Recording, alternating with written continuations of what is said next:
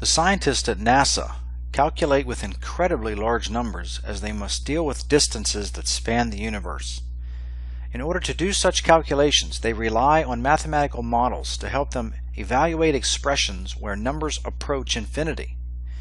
Hi, my name is Jason Rosenberry, and that's what we will be delving into in today's lesson: finite and infinite limits. Let's start with the definition.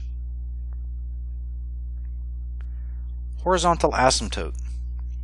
The line y equals b is a horizontal asymptote of the graph of a function y equals f of x if either the limit as x approaches infinity of f of x is equal to b, or the limit as x approaches negative infinity of f of x equals b. When we say x approaches infinity, we mean as x moves increasingly far to the right on the number line. When we say x approaches negative infinity, we mean x moves increasingly far to the left on a number line. Let's try an example. Let's say we have the function f of x equals e to the negative x over x. Use graphs and tables to find a.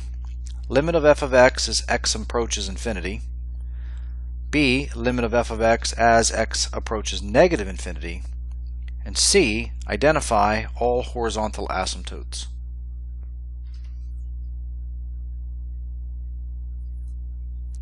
Here we have the graph of f of x equals e to the negative x over x.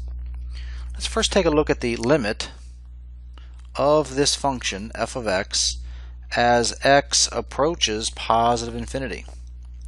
So we want to go way out to the right on the number line. Imagine headed out to positive infinity, and we can see that the graph seems to be getting closer and closer and closer and closer and closer to 0 as we move to the right. So that limit would be 0. What about the limit of this function as x approaches negative infinity? So here we're approaching or allowing the x values to go increasingly far to the left on the number line. So we're headed to negative infinity. As we can see, the graph seems to be headed to negative infinity. Part C of our problem was to identify any horizontal asymptotes.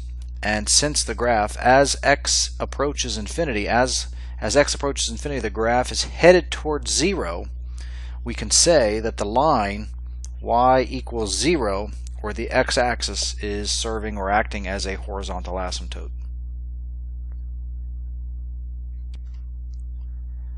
Let's try another example, this time using the sandwich theorem. Given that f of x is equal to the sine of x over x, use graphs and tables to find a. The limit as x approaches infinity of f of x, as x approaches negative infinity of f of x, and then identify all horizontal asymptotes. So here we have the graph of f of x equals sine x over x, and we want to evaluate the limit as x approaches infinity and also negative infinity. So as we approach x to positive infinity, we're not really quite sure maybe where the graph is headed. Likewise, as we approach negative infinity. So we can use the sandwich theorem to find these limits. So our function f of x equals sine x over x can be rewritten as, or thought of as, 1 over x times sine x. And we know that this portion of the expression, or the function, must take on values between negative 1 and positive 1. So that tells us that sine x over x, those function values, must be between function values given by negative 1 over x and positive 1 over x. The limit as x approaches either positive infinity or negative infinity of negative 1 over x is 0. Likewise with positive 1 over x, limit as x approaches infinity or negative infinity is also 0. So by the sandwich theorem, sine x over x must also approach 0 as x approaches positive infinity or negative infinity. Theorem 5. Properties of limits as x approaches positive or negative infinity. If L, M, and K are real numbers, and the limit of f of x as x approaches either positive or negative infinity is L, and limit of g of x as x approaches either positive or negative infinity is M, then 1, the sum rule works. Limit of f of x plus g of x as x approaches positive or negative infinity is L plus M. The difference rule, limit of f of x minus g of x as x approaches positive or negative infinity is equal to L minus M. Product rule, limit of f of x times g of x as x approaches either positive or negative infinity is L times M. The constant multiple rule, limit of k times f of x, or k is a constant, as x approaches positive or negative infinity is k times L. Quotient rule, limit of f of x over g of x as x approaches positive or negative infinity is L over M, as long as m does not equal 0. And the power rule, if r and s are integers, s not equaling 0, then the limit of f of x to the r over s power as x approaches positive or negative infinity is L to the r over s, provided that L to the r over s is a real number. Let's move on to limits whose results might be infinity as x approaches a number a. Definition: vertical asymptote. The line x equals a is a vertical asymptote of the graph of a function y equals f of x if either the limit of f of x as x approaches a from the right is positive or negative infinity, or the limit of f of x as x approaches a from the left is equal to positive or negative infinity. Let's try an example. Given that f of x is x squared minus 2x over x plus 1, part A, find the vertical asymptotes of the graph of f of x. B, describe the behavior of f of x to the left and right of each vertical asymptote. Let's look at part A. Find the vertical asymptotes of the graph of this function. Vertical asymptotes occur where denominator equals 0. So looking at our denominator, we see that x equals negative 1 would cause denominator to equal 0. Therefore, there's a vertical asymptote at x equals negative 1. So imagine the graph. We now know that at negative 1, there is this vertical asymptote at negative 1. So the graph may not cross that vertical line, that imaginary vertical line. Part B, describe the behavior of f of x to the left and to the right of each vertical asymptote. So if we take a look at the limit as x approaches negative 1 from the right of this function. Okay, so we're coming in from the right. So if we choose something really close to negative 1 from the right, let's say negative 0.9999, you'll see that we're way up here at something positive, telling us the graph is headed up in that direction. So we know that that limit would be positive infinity. The limit of this function as x approaches negative 1 from the left, now we're coming in from the left side, and we can choose something like negative 1.00000001, and you'll see that our function value ends up being something way down here, telling us that the graph is headed in that direction. So this limit would be negative infinity. Let's move on to a general statement using limits to determine end behavior for a function. Definition: end behavior model. The function g is a right end behavior model for f if and only if the limit as x approaches infinity of f of x over g of x is equal to 1. B, or a left end behavior model for f if and only if limit as x approaches negative infinity of f of x over g of x is positive 1. Let's try an example.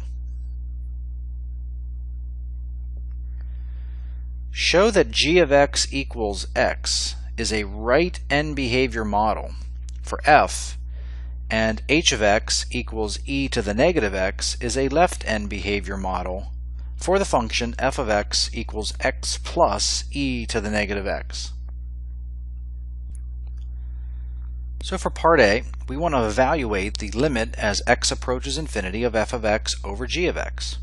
In this case, would be limit x approaches infinity of f of x, which is our function x plus e to the negative x, over g of x, which is just x. We're hoping that this limit gives us positive 1. We can rewrite this limit as limit x approaches infinity of x over x, which is 1,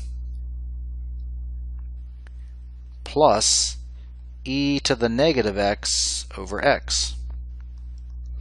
So the limit of a constant as x approaches infinity is 1 plus the limit as x approaches infinity of e to the negative x over x. That limit is 0, giving us 1. Part B, we want to evaluate the limit as x approaches negative infinity of f of x over h of x. So that would be limit as x approaches negative infinity of our function f of x.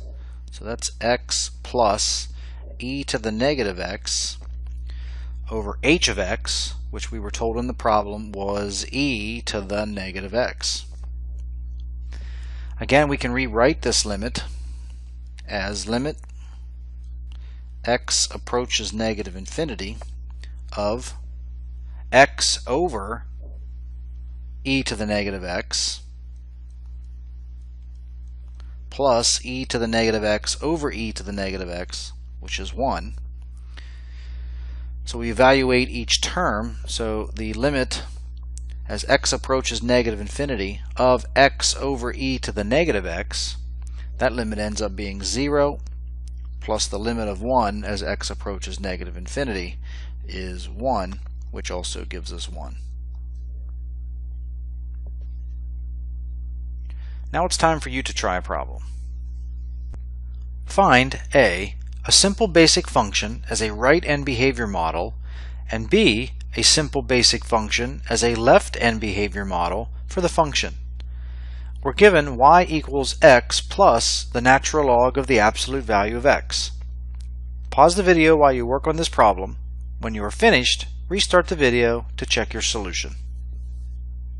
The answer to both parts A and B could be g of x is equal to x, as we'll show you on the next slide. If we evaluate the limit x plus natural log of x, absolute value of x over x, this limit can be rewritten as limit as x approaches infinity of x over x, which is 1, plus natural log absolute value x over x. And if we look at this limit, again, limit of a constant as x approaches infinity is the constant, so that's just 1, plus, now let's take a look at the limit of this term. As x approaches infinity, the denominator x is increasing much faster than the numerator, causing this whole fraction, the limit, to go to 0. So that's a 1 plus 0, which is 1. Likewise with the left-hand behavior limit, we could rewrite this limit as x approaches negative infinity, again is x over x, or 1, plus natural log absolute value x over x as x approaches negative infinity, and we would get the same result, 1 plus 0, which is also 1. In this lesson, we explored horizontal and vertical asymptotes, finite and infinite limits, properties of limits, how graphs can help us determine the limits in end behavior models. Be sure to work the exercises that your teacher assigns, and we'll see you next time.